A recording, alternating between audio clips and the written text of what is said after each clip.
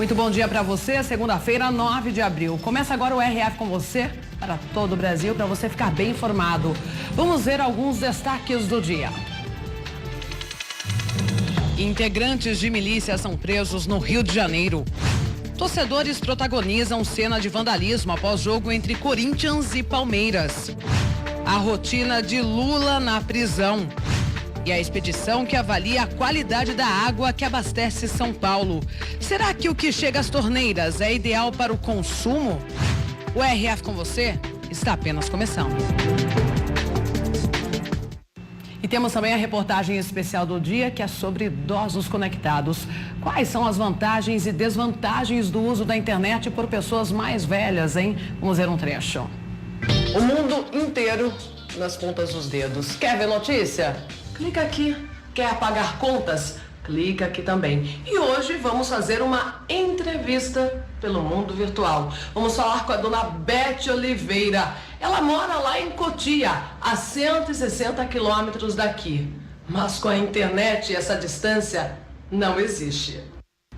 Bom, e daqui a pouco também eu vou mostrar aqui no RF com você como foi a exibição do filme Nada a Perder na Fundação Casa de Limeira. Filme que já bateu aí vários recordes de público. É daqui a pouco no RF com você. Como vocês perceberam, nós mudamos a proposta do RF com você, com vinheta nova, com arte nova, mas o objetivo continua o mesmo. Manter você aí de casa muito bem informado com as informações aqui do interior de São Paulo e também de todo o Brasil. Vamos então para a previsão do tempo, pode colocar na tela. Previsão para Limeira, interior de São Paulo, sol entre nuvens, mínima de 18, máxima de 31 graus. Em Campinas, previsão de chuva por lá, mínima de 17, máxima de 29 graus. E sol entre nuvens em Ribeirão Preto, interior paulista também, mínima de 19, máxima de 31 graus. Agora as notícias, uma mega operação da polícia do Rio de Janeiro prendeu integrantes de uma milícia, mas o homem apontado como chefe do bando não foi localizado. Uma operação de guerra para transferência de integrantes da maior milícia do Rio de Janeiro. Os criminosos estavam reunidos em um sítio em Santa Cruz, que seria o quartel-general da quadrilha. Após meses de investigação, a polícia montou a ação. Houve um intenso tiroteio, 4 suspeitos foram mortos. No local, por todos os lados, as marcas da violência. O sítio estava lotado por causa de uma festa. Foi muito tiro, uma coisa que eu nunca tinha visto, nunca passei na minha vida. Foi uma coisa muito assustadora mesmo. A jovem estava com o namorado e o amigo. Os dois estão entre os detidos, mas ela garante que eles não têm envolvimento com milicianos. Ali é um sítio, né, que foi alugado. E foi uma festa paga, aberta ao público, não foi nada privativo. No sítio foram apreendidos carros importados, dezenas de armas, entre elas 13 fuzis, uma granada e roupas militares. Apesar do sucesso na operação, o principal alvo, Wellington Braga, o Eco, que seria um dos líderes da milícia, conseguiu fugir. Após a operação, bandidos colocaram fogo na estação do BRT Cesarão, área controlada pela facção criminosa. Uma triagem será feita para definir para qual unidade cada preso será encaminhado. Entre os presos estão militares e bombeiros. As outras operações já estão sendo planejadas e começarão a ser executadas no curtíssimo prazo. Bom, e 2 casos de atropelamento com vítimas fatais chamaram a atenção neste final de semana. Os motoristas dos 2 casos estavam bêbados. Pneus completamente carecas. Os vizinhos dizem também que a velocidade do carro era alta na hora do acidente. Ele estava voando, alcoolizado, todos eles, todos. O carro invadiu a calçada e bateu na grade e no muro de uma casa. Lídia Logulo dos Passos tinha 82 anos. Foi atropelada e morreu na hora. Ela saiu a pé para visitar a bisneta e andava com dificuldade. Ela ia se agarrando nas grades, que ela não podia andar direito. Então ela pegava as grades e fazia assim. O acidente foi no domingo pela manhã na zona norte de São Paulo. 2 casais estavam no carro.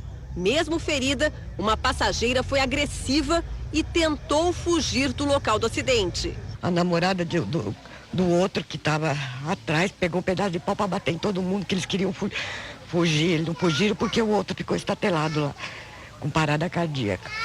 A polícia investiga se um passageiro, que é o dono do carro, puxou o volante durante uma discussão. Ele está internado em estado grave no Hospital das Clínicas e pode ser preso se a informação for confirmada. O motorista, o estudante Gabriel dos Santos, de 20 anos, está na carceragem dessa delegacia e vai responder por homicídio culposo sem a intenção de matar, embriaguez ao volante e por dirigir sem permissão.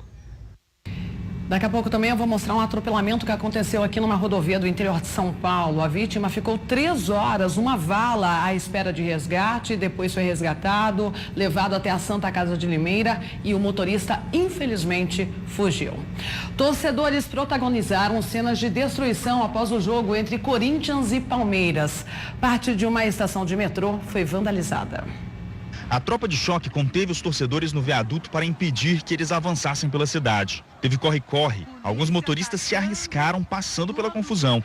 As bombas também assustaram os moradores da Pompeia, na zona oeste de São Paulo. Praça de guerra, a confusão tá feia. Muito feio por aqui. Eles forçaram tanto o portão, dá só uma olhada. Ele chegou a ficar empenado. Eles até arrancaram algumas barras de ferro. Tudo virou arma nas mãos dos torcedores. Pedaços do meio-fio e até lixeiras. O carro de um funcionário que estava parado no estacionamento interno teve o vidro traseiro estilhaçado. E o brasão do Corinthians, que conquistou o Campeonato Paulista em cima do Palmeiras, sumiu. Foi arrancado da fachada. A estação de metrô da Barra Funda também precisou ser fechada durante quase 1 hora por conta do vandalismo. 3 trens tiveram que ser retirados de circulação porque tiveram os vidros quebrados. A polícia foi chamada e ajudou a isolar a entrada. A companhia do metrô vai apurar os prejuízos. O que deveria ser uma festa do esporte termina assim em vandalismo. Bom, e o ex-presidente Lula permanece preso na Superintendência da Polícia Federal em Curitiba. Você vai saber agora como tem sido a rotina de Lula na prisão. Na sede da Polícia Federal em Curitiba, entrada e saída apenas de policiais. A segurança foi reforçada depois dos confrontos que marcaram a chegada do ex-presidente na noite de sábado. As ruas que dão acesso ao prédio foram fechadas e apenas jornalistas puderam passar. Segundo o Partido dos Trabalhadores, Lula dormiu tranquilamente. De manhã, o ex-presidente recebeu pão com manteiga e café com leite para o café da manhã. No almoço e no jantar, arroz, feijão, carne ou frango e salada. E um lanche na ceia antes de dormir. Lula também terá direito a 2 horas de banho de sol em horário diferente dos demais presos. A sala onde ele cumpre pena fica no último andar do prédio da Polícia Federal. Tem 15 metros quadrados, uma cama de solteiro, mesa e banheiro com chuveiro elétrico. A instalação de uma televisão foi autorizada e Lula pôde acompanhar a final do Campeonato Paulista entre o time de coração, o Corinthians, e o Palmeiras. Só há uma janela para o corredor. Na porta haverá vigilância durante todo o tempo, câmeras apenas do lado de fora. A sala, que fica ao lado do setor de inteligência da Polícia Federal, era um antigo alojamento usado por agentes de outras cidades que descansavam em Curitiba quando estavam em missão. Lula está separado dos demais presos da Operação Lava Jato, que ocupam outros andares do prédio. Foi o juiz Sérgio Moro que determinou as condições em que o ex-presidente vai começar a cumprir a pena. O espaço reservado é um direito previsto em lei para quem ocupa ou já ocupou determinados cargos. A Polícia Federal não informou quando o ex-presidente vai poder receber visitas. E a prisão de Lula foi cercada de reviravoltas. Agora você vai ver os últimos momentos em liberdade do primeiro ex-presidente preso por crime comum no país. Eram 22 horas e 30 minutos da noite de sábado, quando o helicóptero sobrevoou e pousou em cima da sede da Polícia Federal de Curitiba.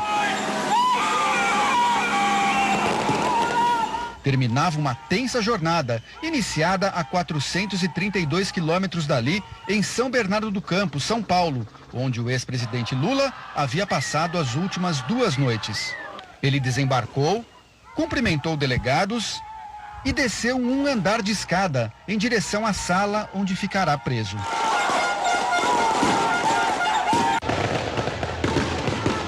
Do outro lado do prédio, manifestantes contrários à prisão.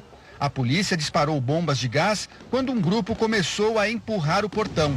A tropa de choque da PM conteve o protesto e isolou a área. Foi mais um contraste entre manifestações a favor e contra a prisão, que ocorreram em vários pontos do país, depois que Lula saiu do Sindicato dos Metalúrgicos. Mais de 5 horas antes, às 16h58, o ex-presidente foi impedido de deixar o prédio. Petistas bloquearam o portão.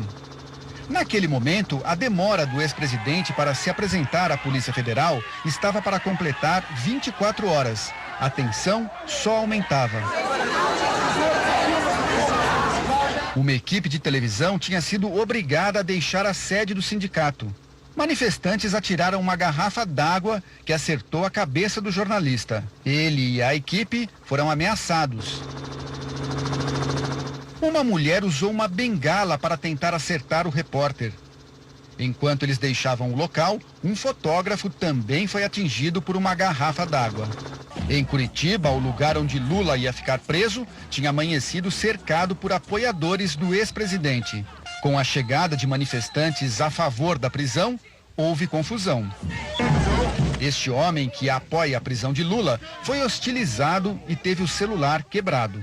Fui recebido com extrema agressividade, o pessoal me chutando, ó. Jornalistas de vários veículos de comunicação foram impedidos de trabalhar. Em São Bernardo, no fim da tarde, parte da direção do PT defendia que Lula não se entregasse. Outra que ele se apresentasse. O ministro Edson Fachin já tinha negado um recurso. As dúvidas de como a Polícia Federal poderia cumprir o mandado de prisão geraram apreensão. Dirigentes do PT e autoridades temiam um incidente grave. As negociações para a apresentação do ex-presidente eram conduzidas pelo ministro da Segurança Pública, Raul Jungmann, e pelo ex-ministro da Justiça, José Eduardo Cardoso. Carros descaracterizados da Polícia Federal, com agentes e delegados do Grupo de Operações Especiais, entraram no edifício onde funciona a TV do sindicato. Fechado o acordo, às 18h40, Lula saiu a pé em direção ao edifício. Pouco depois, saíram os carros da Polícia Federal, levando o presidente até a sede da instituição em São Paulo, para o exame de corpo de delito. A cena era transmitida ao vivo pelas TVs e pela internet. E as manifestações explodiram. Em São Paulo, na Vila Mariana e região do Parque do Ibirapuera, fogos. No Itaim Bibi, buzinas, cornetas. Em Perdizes, fogos, apitos e panelaço. Na rodovia Anchieta, a passagem do comboio da Polícia Federal com Lula foi aos gritos de "vai ladrão" e buzinaço. Em Curitiba, fogos e comemoração. Após o exame de corpo de delito, o ex-presidente, acompanhado por delegados e advogados, embarcou no helicóptero, que o levaria ao aeroporto de Congonhas. Meia hora depois, no aeroporto, o ex-presidente embarcou em um monomotor com destino ao aeroporto Afonso Pena, em São José dos Pinhais. Um voo noturno rumo à prisão. Bom, e só para vocês entenderem, o processo pelo qual o ex-presidente Lula foi preso é apenas um dos 7 que ele responde na Justiça. Veja agora o histórico das investigações. Edifícios Solares, Praia das Astúrias, no Guarujá. A obra foi iniciada pela Bancop, a cooperativa habitacional dos bancários. Mas, em 2009, a empreiteira OAS Empreendimentos assumiu a construção. A Bancop havia falido depois de enfrentar problemas financeiros. O condomínio foi entregue em 2014. Um ano depois, o Ministério Público Estadual de São Paulo começou uma investigação sobre a transferência da obra da Bancop para a OAS. A suspeita era que a OAS havia adquirido o edifício apenas para beneficiar Lula. O ex-presidente tinha uma cota de um apartamento comum no prédio, em nome da ex-primeira-dama Marisa Letícia. Em março de 2016, a Justiça de São Paulo enviou a investigação para o juiz Sérgio Moro, da Lava Jato de Curitiba, por considerar que os possíveis crimes tinham ligação com o esquema de corrupção na Petrobras. No mesmo mês, Moro ordenou uma condução coercitiva para Lula e mandados de busca e apreensão no apartamento em que ele morava em São Bernardo do Campo, na Grande São Paulo, além de outros locais. Os procuradores da Força Tarefa da Lava Jato denunciaram o ex-presidente no caso em setembro de 2016. A opção de compra do apartamento em nome de Marisa Letícia teria se transformado no triplex da cobertura do prédio. O Ministério Público afirmou que a OAS pagou propina a Lula por meio da reserva e da reforma do triplex. O imóvel teria sido mantido em nome da construtora para esconder a identidade do verdadeiro dono. Segundo o Ministério Público Federal, o dinheiro veio de um caixa geral de propina ligado a 3 contratos da OAS com a Petrobras. Os procuradores se basearam em várias evidências. Uma delas é a rasura feita na proposta de adesão do apartamento no momento da compra da cota por Dona Marisa em 2005. A numeração do imóvel 141 estava rasurada e tinha 174 como numeração anterior. Para o MPF, sinal de que a cobertura já era pretendida pelo casal em 2005. Outro documento é a declaração do imposto de renda do próprio Lula.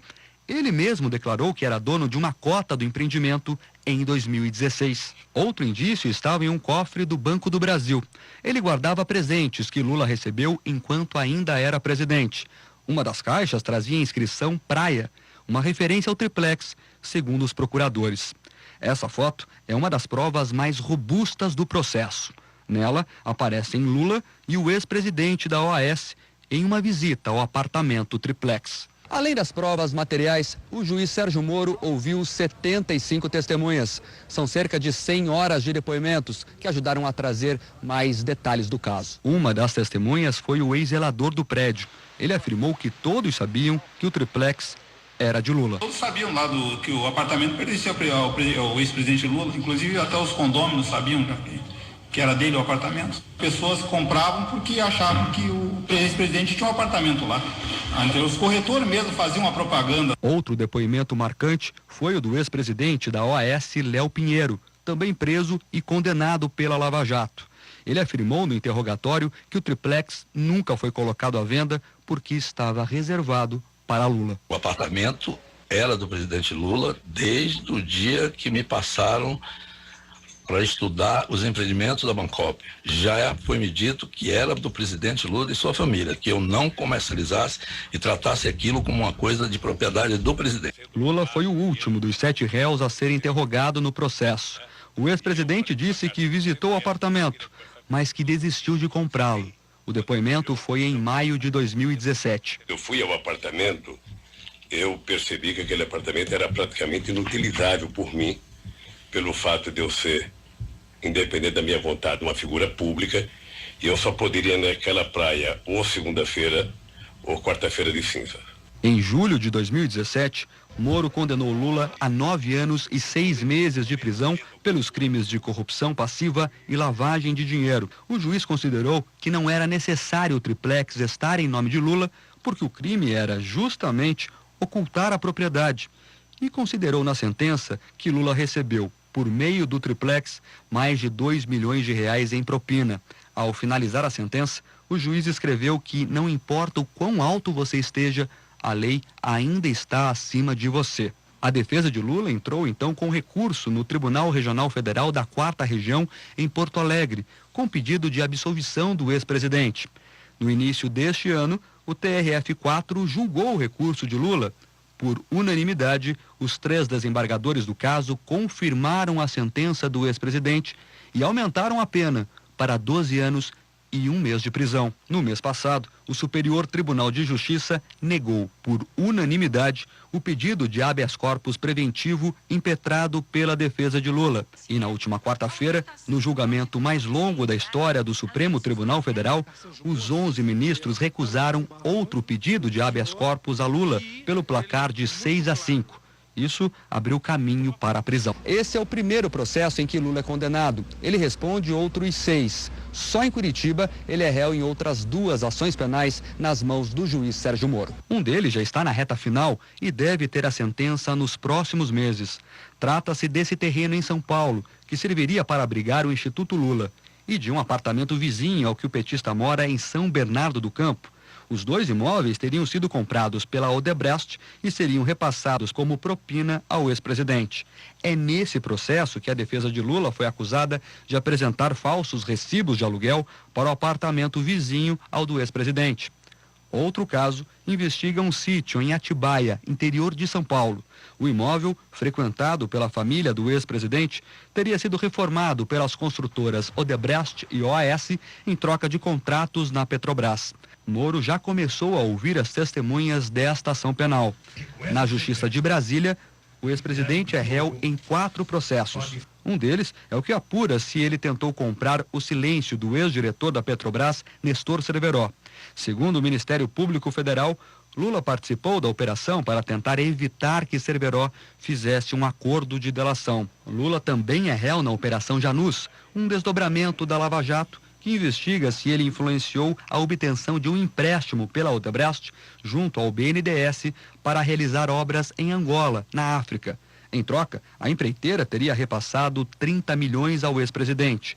De acordo com os procuradores, um sobrinho de Lula teria sido usado para receber parte do dinheiro. O ex-presidente também é alvo da Operação Zelotes em 2 processos. No primeiro, segundo o Ministério Público, Lula tentou interferir na compra pelo governo de 36 aviões de uma empresa sueca.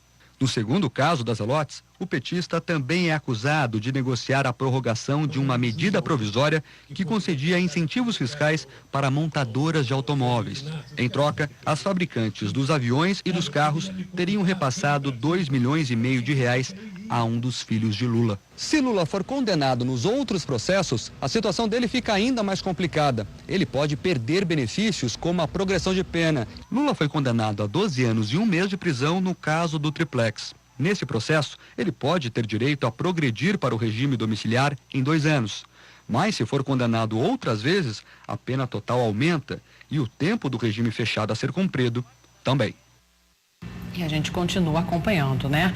Agora um questionamento sobre o procedimento judicial em relação à prisão em flagrante. Será que isso é suficiente para manter alguém preso, hein? Veja alguns casos em que presos cometendo um crime acabaram soltos.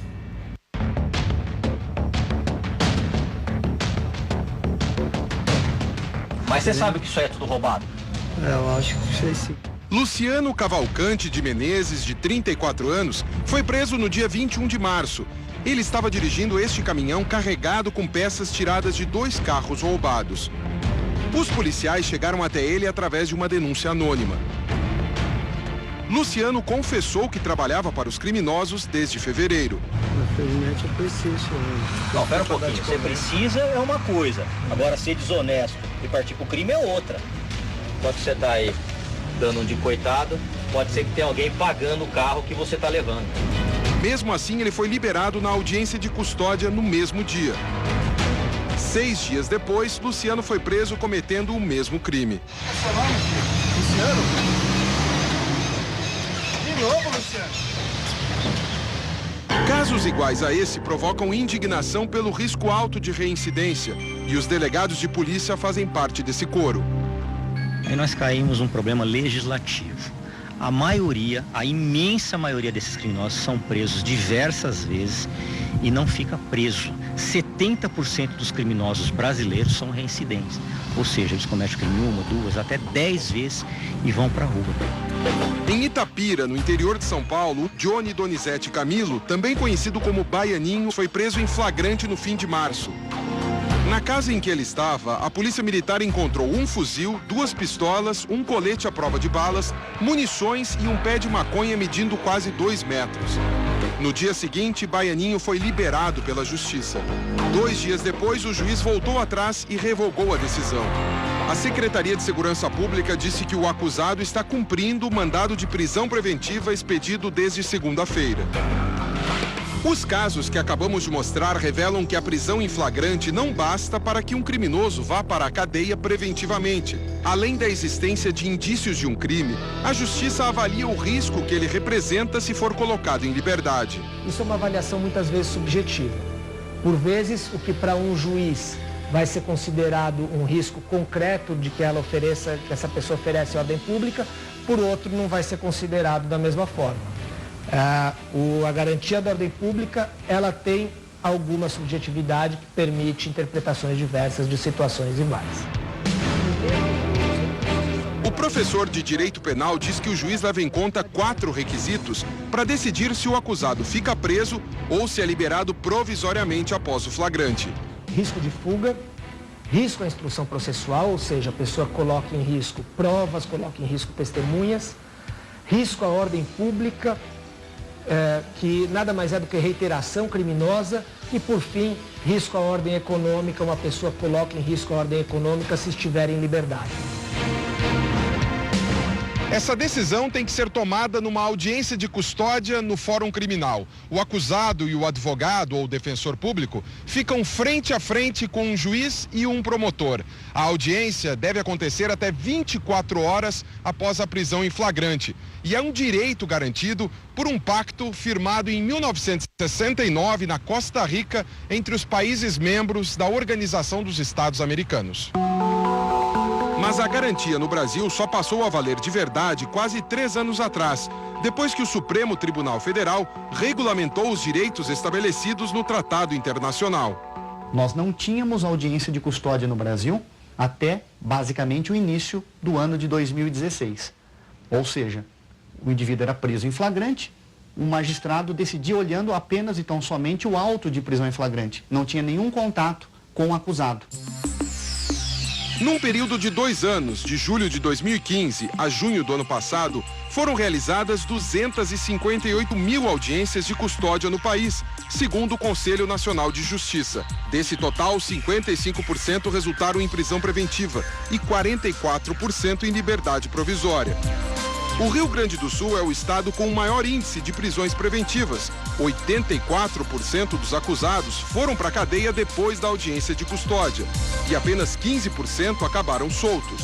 A Bahia foi o estado que registrou o menor percentual de prisões, 38%, contra 61% de casos com liberdade provisória. O indulto é outra concessão jurídica que gera questionamentos, já que muitos detentos aproveitam o benefício para praticar crimes. Em Brasília, este homem ficou apenas 3 horas em liberdade. Fernando Eric de Paula Silva foi detido em flagrante por roubar uma padaria. As imagens mostram o rapaz de moletom branco apontando uma faca para as funcionárias. Ele pega todo o dinheiro de uma gaveta e espera a funcionária recolher mais uma quantia. Tudo muito rápido. O bandido pega o dinheiro que consegue e sai. Depois de 11 anos preso, este outro homem também ficou apenas poucas horas em liberdade. Ele recebeu o indulto e no caminho de casa parou para assaltar uma farmácia em Santo André, na Grande São Paulo. Sanderson José da Silva entrou em um ônibus para tentar fugir, mas foi preso novamente. O bandido já havia sido detido outras vezes por roubo. Nosso sentimento é de enxugar gelo. Porque a gente prende o criminoso no dia, em alguns casos, em menos de 24 horas, ele está na rua e vai cometer o mesmo tipo de delito. Mas este advogado criminalista contesta a visão de que se prende pouco no país. A própria estatística do CNJ mostra isso. Outra prova é que o Brasil tem a 3ª maior população carcerária do mundo. Nós não podemos banalizar o Instituto da Prisão Preventiva.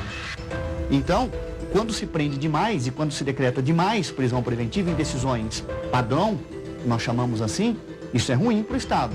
Quando também se deixa de prender preventivamente numa decisão padrão, sem olhar o caso concreto, também isso é ruim para o Estado. Nós precisamos buscar um equilíbrio.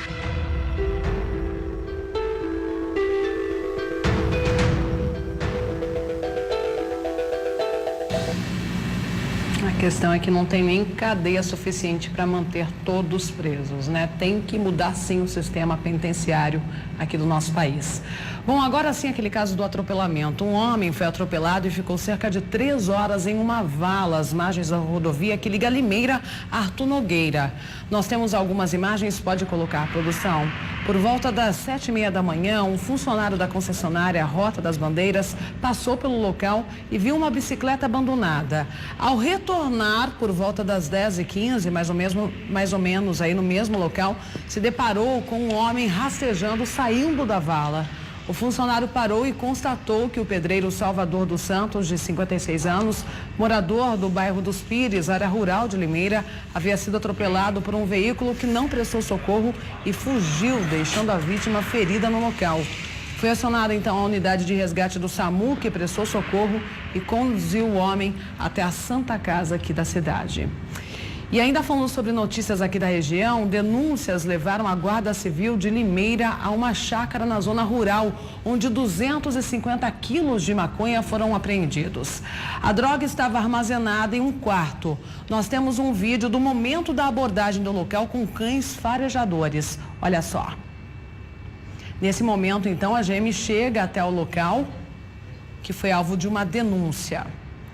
Como você vai perceber, já tem um cão farejador ali chegando junto com a guarda.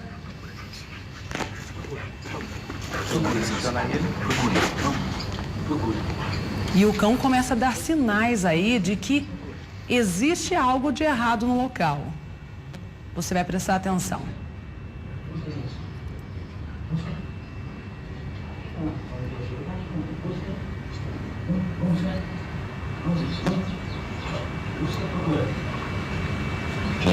Tem coisa aí, hein? Tem lá. Tá até arranhando, ó. Você tá sentindo, ó, o cheiro tá no chadão, ó. Cadê, Deus? Procura. No chadão. Olha lá, arranhou. Arranhou. Tem. Neste momento, a guarda decide, então, invadir o imóvel. Vai. Vem, pode vir. Invadem e vão em busca aí do que é procurado, no caso, a droga, né? Limpou!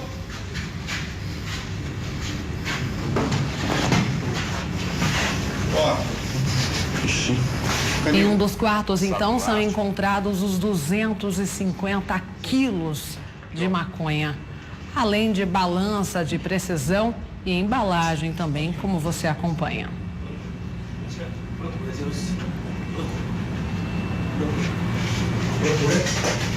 Procura, Zeus. Vamos. Busca. Cadê? Olha lá. Sentou! Muito bem! Vai. Os guardas até comemoram, né? Porque contou com uma ampla, vasta ajuda do cão farejador. Eita! Aí estão os 250 quilos de maconha encontrados. Essa ocorrência aconteceu pela manhã aqui em Limeira. O proprietário da casa foi localizado e disse que o imóvel está alugado para uma pessoa que agora será investigada. E a Guarda Civil de Rio Claro fez uma apreensão de drogas na manhã de ontem. Vamos ver. A denúncia anônima ajudou a Guarda Civil de Rio Claro, que conseguiu apreender 3 bicicletas e 784 embalagens com drogas. Houve perseguição, mas os 2 homens que vendiam os entorpecentes no bairro Jardim Novo 1 conseguiram fugir. Bom, agora vamos falar sobre a qualidade da água. Uma nova expedição vai avaliar como está a água que abastece boa parte de São Paulo. Este é o maior reservatório de água da região metropolitana de São Paulo. A represa Billings tem 100 quilômetros quadrados de área e capacidade para armazenar 1 trilhão de litros de água. Ela abastece cerca de 2 milhões de pessoas. E a qualidade dessa água toda preocupa. Estas imagens foram feitas em rios da capital paulista extremamente poluídos. Mesmo nessas condições, quando chove, essas águas são bombeadas para Billings. Marta é responsável por um projeto da Universidade Municipal de São Caetano do Sul, no ABC Paulista. O estudo analisa o grau de contaminação do reservatório. Nesta fase, com uma espécie de laboratório móvel, amostras de água serão recolhidas durante 2 meses. A bióloga diz que o estudo serve como alerta. Há substâncias que podem ser retiradas da água com o tratamento, mas outras vão permanecer. Então, assim, quando você tem as bactérias que eu estudo, você consegue retirar. Mas quando você tem, por exemplo, fármacos como antibióticos ou hormônios, o tratamento que nós temos hoje nós não conseguimos retirar. Dan Robson é uma das pessoas que participam da expedição. A bordo do caiaque, ele vai percorrer 462 quilômetros, o equivalente à distância de São Paulo a Curitiba. Tudo para recolher amostras da água em 162 pontos de 6 cidades que margeiam a Billings. São 3 equipamentos para medição. Um é com sondas, eu faço medição pontual. Tem um braço mecânico, a gente faz a medição da profundidade da água. Agora tem uma garrafa, outro equipamento extra, que a gente vai coletar a amostra do fundo da represa para ver essa condição da superfície que a gente analisa para o fundo. A pesquisadora explica que nos últimos 3 anos a qualidade da água melhorou porque choveu mais. Mas para não depender só do clima, ela cobra investimento em políticas públicas. Nós pagamos um tratamento de água, né? Nós pagamos um esgoto e nós não recebemos o serviço. Porque se a gente tratasse o esgoto, nós não nos preocuparíamos com o tratamento mais efetivo da água. Teremos água de qualidade, né? A gente já está indo para o 4º ponto de coleta. Com equipamento como este, que fica acoplado ao fundo do caiaque em contato com a água, já deu para verificar alguns dados, como o índice de oxigenação, que é muito importante para saber se há condições dos peixes sobreviverem por aqui. A gente faz análise, verifica quais são as bactérias que tem. Se é realmente por esgoto doméstico não tratado, se é, por exemplo, uma contaminação industrial. O risco para quem usa esse tipo de água contaminada é desenvolver doenças gastrointestinais. Todo o material coletado é analisado em laboratório e os resultados são enviados para cada prefeitura. O nosso sonho é esse, né? Que os 162 potinhos fossem como esse daqui, limpos, e que a gente pudesse aprovar isso e falar assim, olha, legal, daqui você pode fazer a captação de água com tratamento básico. Esse seria o melhor dos mundos. Esse é nosso desejo também. Agora voltamos a falar sobre política. O presidente Michel Temer deve anunciar a nova equipe do alto escalão após vários membros terem que deixar o cargo para disputar as eleições. O presidente Michel Temer deve dar posse aos novos ministros nos próximos dias. Será uma cerimônia coletiva para anunciar os nomes em substituição aos aliados do governo, que pretendem disputar as eleições de outubro. Presidentes e diretores de empresas estatais, como o BNDES e os Correios, também deixaram os cargos atendendo à lei eleitoral. O primeiro escalão do governo perdeu os ministros Henrique Meirelles, da Fazenda, para disputar a presidência da República ou ser vice no MDB, mesmo partido de Temer. Mendonça Filho, da Educação, vai tentar reeleição para a Câmara ou governo de Pernambuco. Helder Barbalho deixa o Ministério da Integração Nacional para concorrer ao governo do Pará. Tentarão novo mandato de deputado federal os ministros Ricardo Barros, da Saúde, Osmar Terra, do Desenvolvimento Social, Fernando Coelho Filho, da pasta de Minas e Energia, e Leonardo Pisciani, do Esporte. Para concorrer ao Senado, deixam o cargo Sarney Filho, do Meio Ambiente, Maurício Quintela, dos Transportes, Portos e Aviação Civil e Marques Beltrão, do Turismo. Há 6 meses das eleições, 59 deputados federais mudaram de partido, cumprindo a janela partidária. O espaço na lei que permite mudanças de sigla sem punição terminou na madrugada de sábado. Governadores e prefeitos em todo o Brasil também tiveram de renunciar para entrar na disputa eleitoral. Geraldo Alckmin deixou o 4º mandato como governador de São Paulo para concorrer à presidência. Outros 2 tucanos, Beto Richa, do Paraná, e Marconi Perillo, de Goiás, renunciaram para disputar vaga no Senado. Os governadores do MDB, Jackson Barreto, de Sergipe, e Confúcio Moura, de Rondônia, além do governador de Santa Catarina, Raimundo Colombo, do PSD, deixaram os cargos, mas não informaram o que disputarão. O prefeito de São Paulo, João Dória, renunciou para concorrer ao governo do estado. Eleito em 2016, Dória ocupou a prefeitura da maior cidade brasileira durante 1 ano e 3 meses. Bom, e um assessor parlamentar foi morto no Rio de Janeiro. A polícia investiga se ele tinha ligação com a milícia. No local do crime, moradores estavam assustados. Policiais militares isolaram a área para a chegada da perícia e remoção do corpo. A vítima, identificada como Alexandre Pereira, trabalhava como assessor comunitário para o vereador Marcelo Siciliano, do PHS. A vítima estava voltando para casa quando foi surpreendida por 3 homens armados num carro. Os criminosos desceram do veículo atirando. Alexandre foi atingido e morreu no local. A polícia investiga a suposta participação de Alexandre Pereira na milícia que atua na Zona Oeste. Nestas fotos, ele aparece pelas ruas da Taquara usando várias joias de ouro maciço, como cordões, anéis, pulseiras e relógios. O vereador Marcelo Siciliano foi ouvido na última sexta-feira na divisão de homicídios da capital sobre a morte da também vereadora Marielle Franco e do motorista Anderson Pedro Gomes no dia 14 de março. Todos os parlamentares estão sendo convocados para prestar depoimento sobre o caso. A polícia não descarta nenhuma hipótese de motivação para o crime, mas trabalha principalmente com a possibilidade de uma execução. Olha, no Rio Grande do Sul, a polícia procura por 5 irmãos que fugiram de um abrigo. Vamos ver. A casa com cerca baixa e sem grades nas janelas é o abrigo municipal de General Câmara, no interior do Rio Grande do Sul. A unidade de acolhimento estava com 7 internos, contando com 5 irmãos que chegaram aqui há 2 semanas. A prefeitura diz que o local é monitorado 24 horas por dia.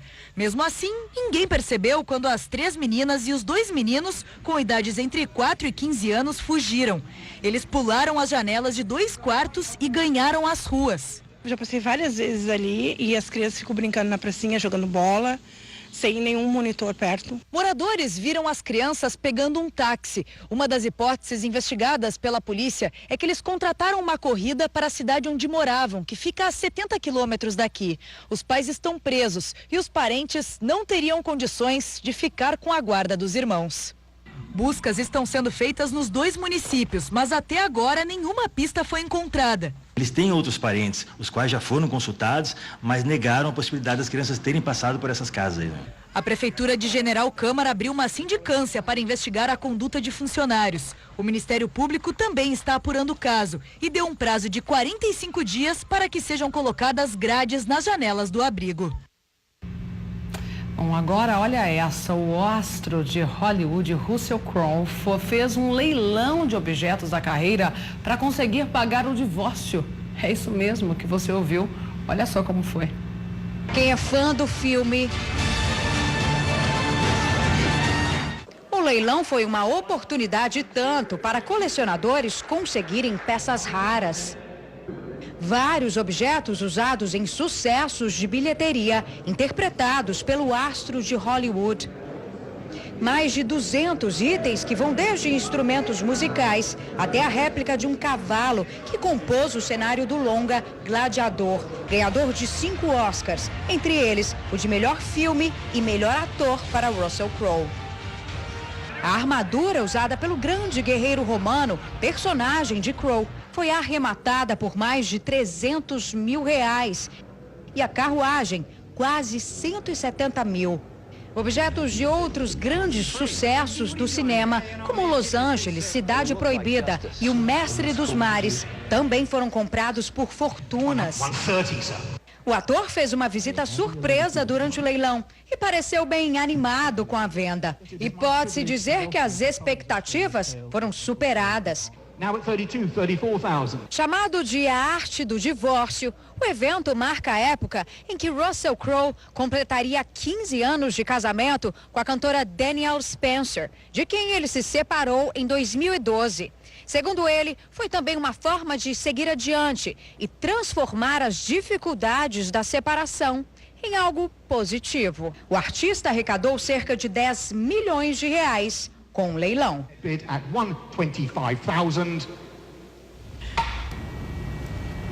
Eita, divórcio caro, hein? Daqui a pouco mais notícias aqui no RF com você para a reportagem especial. Vamos falar sobre os idosos que estão cada vez mais conectados com o mundo virtual. Como será que eles lidam com essa geração que tem tudo nas pontas dos dedos, hein? É o que você vai ver agora. E se você quiser mandar a sua opinião sobre o assunto, anota agora o WhatsApp 19971024854. Depois da reportagem, eu vou falar a sua opinião aqui ao vivo para todo o Brasil. Pode então rodar a reportagem especial do dia, Idosos Conectados. Para quem já passou dos 60, a vida tem um ritmo bem diferente. Mas se engana quem acha que todo mundo aqui parou no tempo, viu? Será que essa galera animada também é do tipo conectada? Hashtag quero saber. A senhora tá dançando e o celular tá na mão? Tá na mão. A senhora usa o celular pra quê? Dando um recado pras meninas. Quer dizer que está todo mundo falando a mesma língua? Você sabe o que é emoji? Não, isso aí eu não sei. E hashtag? Eu tô falando, mas eu não participo desse hashtag, não. Hashtag é um nome em inglês, o símbolo do jogo da velha. No mundo da internet, a hashtag permite que as pessoas encontrem mais facilmente os assuntos que procuram na rede. Hashtag antenada está a Dona Maria, de 70 anos. Ela usa a tecnologia para coisas bem práticas, para deixar o dia a dia mais fácil. Eu pago conta de luz, conta de água e algumas dívidas. Aí às vezes eu vou no banco porque eu gosto de sair para poder ver gente e conversar. Aí fica fácil entender porque a pessoa mais velha não tem tanta intimidade com a tecnologia. Tudo é muito recente. No Brasil, o telefone móvel chegou no começo dos anos 90. A internet um pouquinho antes, 1988. Mas só começou a ser usada comercialmente em 1996. Eu nasci na época do gramofone e do telefone que era feito com manivelas. O Brasil está cheio de vós e bisas conectadas. Hashtag Bisa Moderna. Tá bom, gostei do título. Mas sem ainda quem seja completamente offline. Tô por fora. É por isso que eu passo tempo procurando uma esposa e nenhuma me quer por causa disso, será? Acho que o senhor precisa se conectar. Será? Elas estão todas na internet. É? Ah, então é por isso que eu não consigo arrumar nenhuma, né? O mundo inteiro nas pontas dos dedos. Quer ver notícia? Clica aqui. Quer apagar contas? Clica aqui também. E hoje vamos fazer uma entrevista pelo mundo virtual. Vamos falar com a dona Beth Oliveira. Ela mora lá em Cotia, a 160 quilômetros daqui. Mas com a internet essa distância não existe. Dona Beth, tudo bem? E você? Tudo jóia. Você está em Cotia nesse momento, né? Sim, Cotia. Eu moro aqui. Você mora aí. Dona Beth, fala pra mim uma coisa. O assunto hoje é mundo virtual. Quantos anos você tem? Quantos anos? Isso. 64. 64 anos. E como é o seu relacionamento com a internet? Eu acho que eu tô ainda aprendendo, mas eu já tô bem assim... Tô aprendendo bastante, então é muito bom, muito legal, assim, sabe? Ajuda você? Notícia, rede social? Tudo. Fico sabendo tudo. Tem meus contatos, amizade, aumentou, assim, bastante relacionamento entre amigos, né? Que bacana. Tudo de bom. Bom, e você sabe que a exposição aumenta em rede social, né, dona Beth? Sim. Eu, por exemplo, estou te vendo pela primeira vez, mas eu já fucei na sua rede social, no Instagram.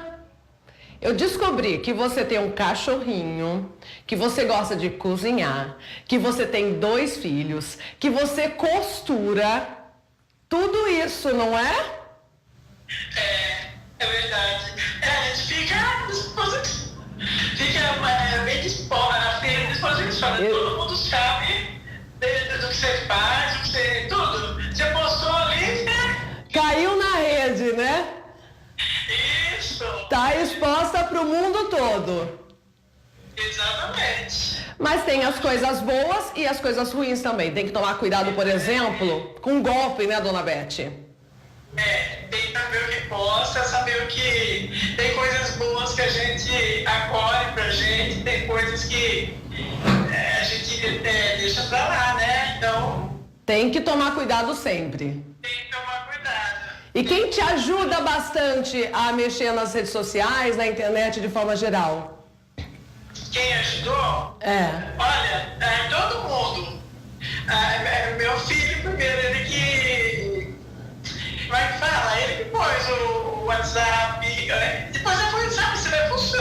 Vai fuçando. E vai descobrindo. O Instagram foi o Gustavo. Aí ele falou, agora vai. Comecei a mexer, já tá tirando a vida dos outros. Olha só, dona Beth fazendo revelações. Ela fuça a vida alheia. Dona Beth, obrigada. Obrigada pelo carinho, viu? Por esse tempo que você colocou à nossa disposição para gravar essa entrevista, porque a gente quer mostrar que hoje, pela internet, é possível até mesmo fazer uma entrevista ao vivo, online. Que bom, né? Diminuindo as distâncias aí, os quilômetros. É verdade. Eu aprendi muita coisa, receitas, nada, a não ser, foi a melhor coisa que aconteceu na minha vida. Que bom, continue fuçando então bastante na internet e continue com essa vitalidade que eu já sei que você tem. É muito disposta, é feliz, é alegre e a gente gosta de pessoas como você. Um super beijo pra você e ótimo dia. Obrigado pelo carinho. Tchau. Um beijo. Beijo, tchau. Tchau. A internet tem coisas boas e coisas ruins também, como alerta esse especialista em dependência tecnológica. Idosos que têm alguma propensão ao desenvolvimento de dependências em geral, eles são idosos que são mais vulneráveis à possibilidade de repente, serem fisgados às tentações que a internet e que as redes sociais promovem. Para ele, tem que ter esta consciência, porque tem muita coisa boa para os mais velhos na internet. Você aprender a mexer com uma tecnologia, você deixaria esse cérebro mais eficiente. Você teria, acredita-se, que um fator de proteção também contra processos degenerativos, processos demenciais. Nelson Sargento faz parte da história do samba. Ele é compositor, cantor, escritor. Alô, amigos! E agora, o mais novo blogueiro do pedaço. Ele acaba de lançar um blog. Nos vídeos, Sargento aparece descontraído, sorrindo, falando para as câmeras. O assunto? Samba, especialidade dele. O cidadão brasileiro mais importante neste país, o nome dele é samba. Nascido em 1924, ele está prestes a fazer 94 anos. Resolveu contar as histórias antigas de um jeito bem novo. A entrevista com ele também foi pela internet. É o que está acontecendo comigo. Eu estou falando com o mundo. O fato de você estar aprendendo, incluindo uma habilidade nova no idoso, isso tem inúmeros benefícios, tanto na capacidade de memorização quanto de processamento de informações. Dona Mércia que o diga, a percepção dela está a 1000. A professora de música aos 83 anos ainda dá aula e abusa da tecnologia com os alunos. Não tenho problema de disciplina em sala de aula, porque o celular me ajuda através do decibelímetro. O aplicativo que ela usa tem a mesma função do decibelímetro, o aparelho que mede o volume de som de um ambiente. Descoberta que a professora fez depois que começou a usar a internet. Primeiro ela tinha muita dificuldade, não conseguia fazer muitas coisas, mas com o tempo ela foi evoluindo bem. A neta de 14 anos é a principal encarregada da educação digital da avó. Mas todo mundo quer participar, viu? Os netos, bisnetos, todo mundo quer ajudar. Ela vê, quem tá mais perto ela chama para dar uma ajuda para ela. É uma idosa aprendendo com os adolescentes. Mas mesmo depois de virar uma internauta, Dona Mércia diz que não perde muito tempo conectada, não. Eu tenho meu limite. Deu aquele limite, desligo, deixo só ligado para me acordar às 6, 6h30 e durmo. Viro tranquilamente e durmo.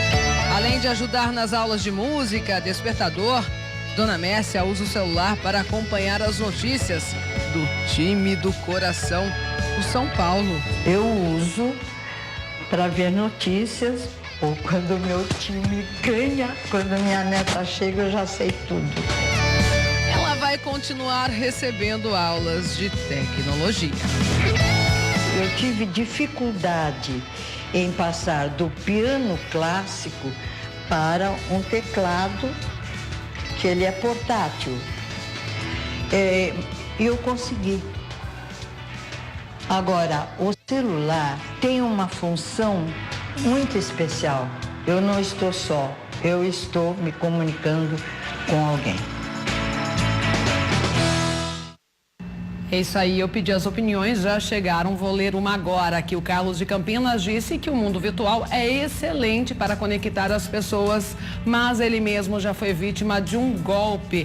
Falando em golpe, continuamos no próximo bloco, falando sobre idosos conectados e os riscos aí de golpes virtuais, inclusive, viu, Carlos? Portanto, fique ligadinho, você também, você pode mandar a sua opinião no nosso WhatsApp. Coloca na tela.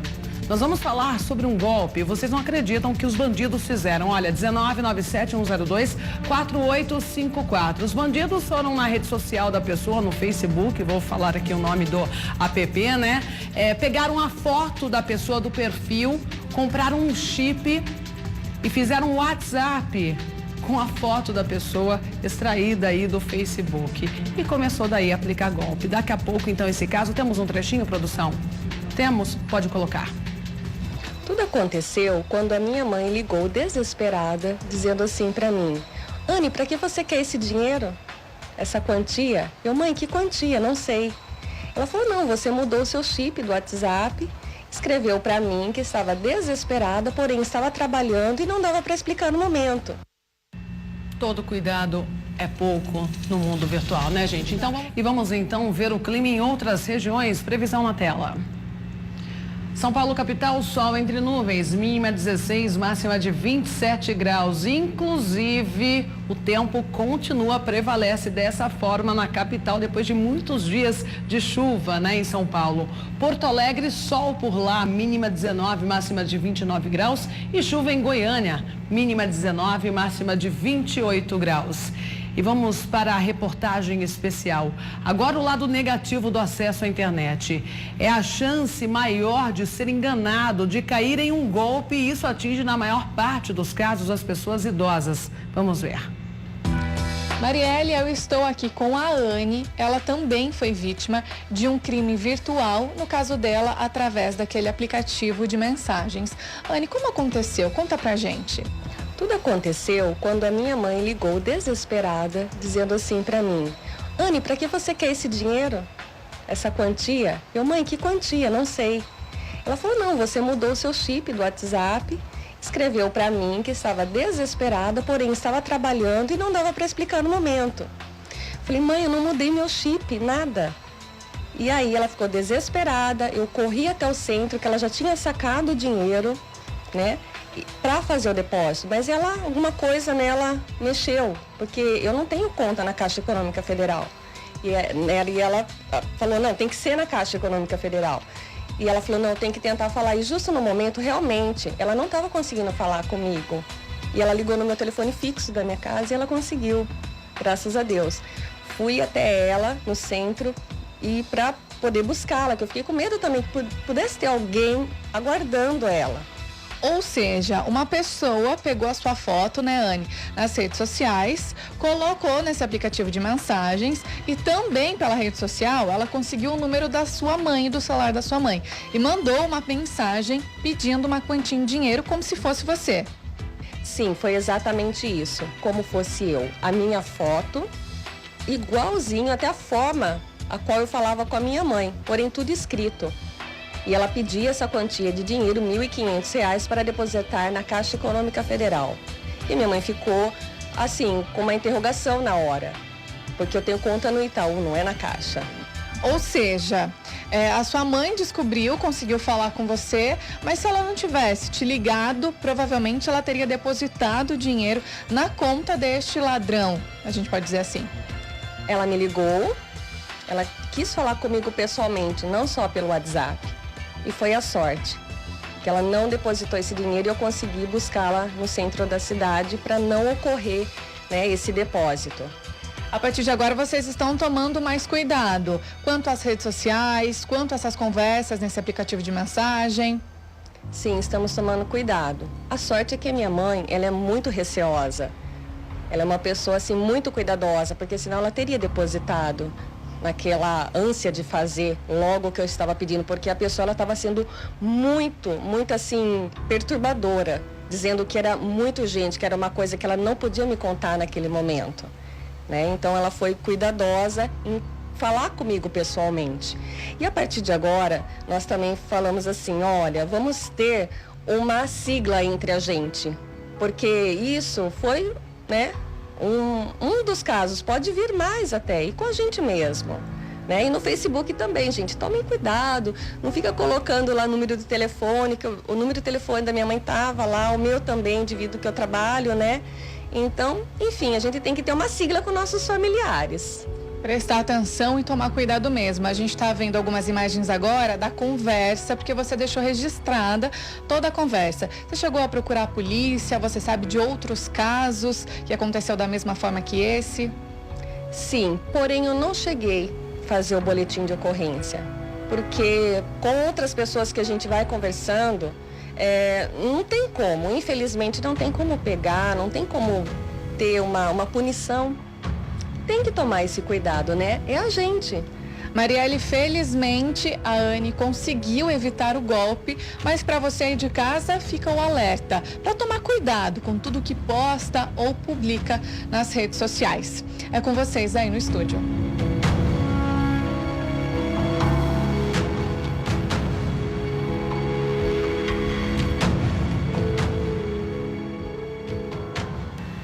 Bom, a principal dica, então, vai agora na sua rede social e observa os seus dados pessoais como telefone. Esses dados estão expostos? Se estiverem expostos, gente, clica lá, dá para esconder um a um, viu? Assim você pode evitar aí um golpe pela internet, como aconteceu com a dona Léa. E a exibição do filme Nada a Perder, que conta aí a história real do Bispo Edir Macedo, continua em todo o país.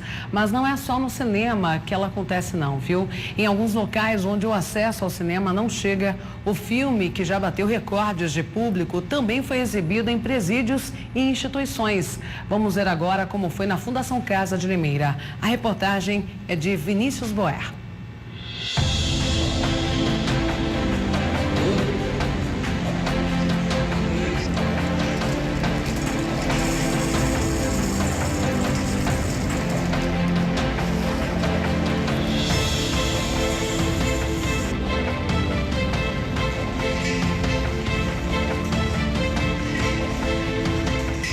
Enquanto alguns voluntários preparavam a pipoca e os copos de refrigerante, outros testavam o som e a imagem do telão.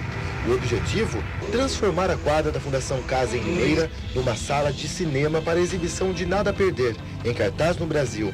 O filme conta a trajetória de Edir Macedo e estreou com mais de 4 milhões de ingressos vendidos antecipadamente, segundo a distribuidora Paris Filmes.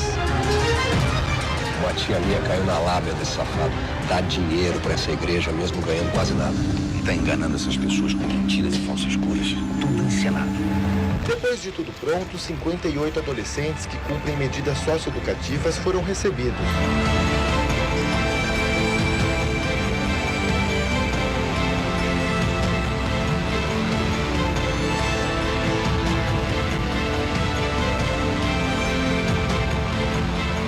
A unidade de Limeira foi a primeira do interior paulista a receber o projeto Cinema Solidário. Ao todo, 17 voluntários participaram da ação para facilitar o acesso à cultura e motivar aqueles que pretendem deixar a Fundação Casa e partir rumo a uma vida nova, bem longe da criminalidade. Nossa ideia é mostrar para que esse garoto que cumpre medida socioeducativa tenha uma oportunidade de vida. O senhor sabe que muitos garotos se perderam na metade do caminho.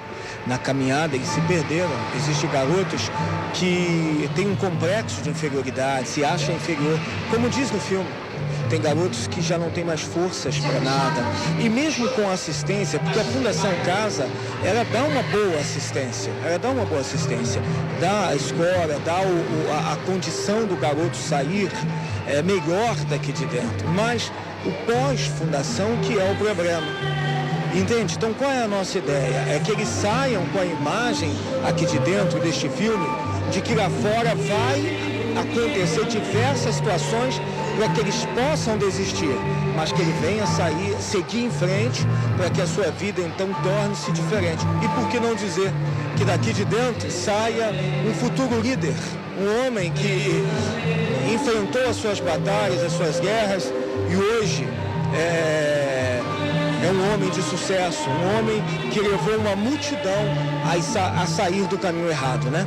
Olha, nós nos sentimos honrados em ter sido escolhidos para ser a primeira unidade, a primeira área, né, de São Paulo a receber esse projeto tão extraordinário, esse projeto que tem ajudado muitas pessoas. Eu tenho acompanhado muitas pessoas que, após receber a mensagem do filme Nada a Perder, as pessoas se tornaram pessoas confiantes, pessoas que estão vencendo a depressão, pessoas que estão vencendo o bullying, estão vencendo traumas, porque o filme fala sobre isso, traumas, momentos difíceis que o Bispo Edir Macedo passou e ele superou. E essa é a mensagem do filme e nos sentimos muito honrados em receber aqui essa extraordinária biografia do Bispo Edir Macedo.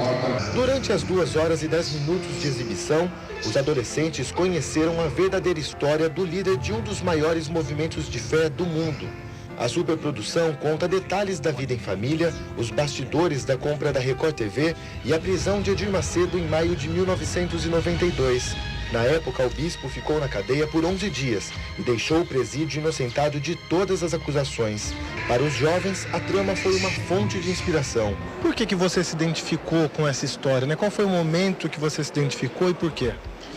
Que a história dele é meio parecida com a minha, ele acreditou em Deus, que mesmo preso, ele foi injustiçado, ele estava lá, foi injustiçado porque muita inveja dele que ele tinha, que ninguém acreditava nele, muitos desacreditaram dele, e quando ele estava lá em cima, muitos queriam ver ele no chão e conseguiram, mas ele confiou em Deus, criou em Deus e Deus ergueu ele de novo e tirou ele de lá o mais rápido possível, e essa história aí é parecida com a minha e eu creio que Deus pode mudar a minha vida, que nem mudou a dele também. Aqui mesmo com tantas dificuldades, sim, tantas lutas, ele não desistiu, não deixou o problema bater ele, foi pra cima e venceu, né? Hoje é um grande exemplo aí para muitas pessoas. O que você achou dessa iniciativa de trazer um cinema praticamente aqui para a Fundação Casa? Foi bom, né? Pois o fato também de poder distrair um pouco a mente, uma coisa diferente para nós. E vejo também como um exemplo, né? Pra gente tirar do filme assim, um exemplo de vida. Isso foi uma atividade diferente, né? Nós não temos acesso a essas coisas. Aí, para todo mundo, a família aí, as namoradas que veio, nossa família aí tá assistindo com nós, que vendo que nós vemos presos aqui, nós somos tratados com respeito, nós tem benefícios bons, para não, que nem outras cadeias que não é assim, né? Muitos não tem essa equipe aqui que vem para fazer isso em outras cadeias que não pode. Mas nós está tendo para assistir que Deus acredita em nós, né? E eles acreditam que nós podemos mudar também. Os familiares também foram convidados para a sessão de cinema. Josielba assistiu o filme com o filho e ficou muito emocionado. Fiquei muito inspirada em saber que tem pessoas da Igreja Universal que vêm ajudar os meninos aqui e que o filme ele mostra tudo aquilo que o Edir Macedo passou. Ele está passando agora através do seu testemunho para os jovens, né? Que estão aqui nesse lugar onde a gente pensa que não tem esperança, onde o filho chora e a mãe não vê. Mas ele, com esse testemunho que ele fez, né? Que essa biografia do filme dele, né? Eu espero que ajuda muitas pessoas, porque assim está ajudando esses jovens daqui. E o conselho que eu dou para as pessoas que não percam de assistir esse filme, porque eu me emocionei muito, é uma verdade real da vida dele, né? É uma luta que ele teve e uma vitória, né? E assim será também na vida do meu filho e eu creio na vida desses meninos também. Rogério é o diretor da Fundação Casa Morro Azul. Para ele, iniciativas como a do Cinema Solidário ajudam e muito a transformar vidas e vem de encontro com o trabalho multidisciplinar feito pelos funcionários. Esse trabalho é desenvolvido pela Igreja Universal, não só a questão da evangelização, mas também eles dão apoio à atividade esportiva e aí tem a questão cultural também. E o filme que foi trazido retrata um pouco do que a pessoa do Edir Macedo viveu na sua infância até chegar onde ele chegou. E aí, com os adolescentes aqui, não foge muito disso, porque apesar de estarem privados de liberdade, eles têm que ter, na realidade, uma perspectiva de futuro. De repente, algum deles pode se identificar com tudo isso que está sendo mostrado para eles.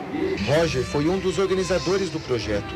Emocionado, o voluntário lembrou os dias em que também passou pela Fundação Casa e teve a oportunidade de mudar de vida por meio da amizade e dedicação da equipe do projeto Universal Socioeducativo, que acompanha os menores por meio de várias atividades. Hoje, é ele quem coordena esse trabalho na unidade de Limeira. E sabe por quê? O que me faz realmente desejar fazer parte desse projeto é fazer com que aqueles que estão aqui conheçam aquilo que eu conheci, que é uma mudança de história, é uma mudança realmente de vida, que através do trabalho da Universal no Socioeducativo, as pessoas podem alcançar, os jovens podem alcançar. E hoje eu me coloco à disposição para também ser um voluntário e levar a eles aquilo que eu recebi, de graça.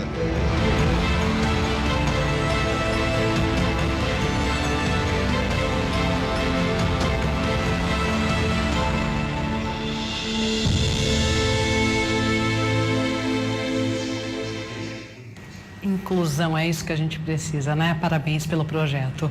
Vamos para o momento hashtag Conectada com você. Vamos lá para os momentos de beijos. O momento de beijos, né? Pode colocar mais uma foto, mais uma participação. Ana Tales de Beira Rio, Bahia. Beijão para você nessa segunda-feira e ótima semana. A Celina de Piracicaba, interior de São Paulo, com o pequeno. Beijão para vocês. Rayan de Pacajá, Pará, beijão. A Rosiane de Jaguaripe, Bahia. Desde o início do programa eu venho pedindo dessa forma a selfie agora, viu, gente? Aparecendo o RF com você, assistindo realmente o nosso programa. E beijão pra Kátia também de Conchal, interior de São Paulo. Super beijo pra você. Ótima semana, mais uma semana iniciando, né? Que seja de muita paz e luz. Eu volto amanhã, se Deus quiser.